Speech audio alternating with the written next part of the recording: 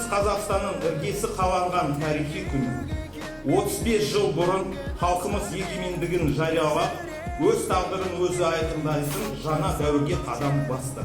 Осы айтулы күні ел тәуелсіздігі мен тәртіп саласында айрықша еңбек сіңірген ардагерлерімізге шынайы алғыс білдіремін. Сіздердің өмірлік жолдарыңыз бен адал қызметтеріңіз жас буын үшін өнеге ішкі істер органдарының рухани негізі.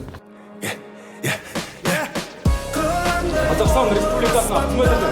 Самғашы елім, жастарым жарқын болашақ. Жалғасын елім, төсіңде сүрген әр күнім. Қазақстан Республикасына қызмет ету.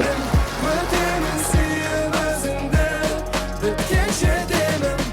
Жүрегім соғады сен деп туған жерім. Арманға белім, тынықтап туған жерім. Көрмедім жалғанда ешір сенен керім. Туған елім, туған елім. Бізге ешкім жетпейді, бізде бәрі бар. Бізде бәрі бар, бізде бәрі бар. Бізден бақыт кетпейді, әннің жаны бар. Елде бәрі бар, бізде бәрі бар.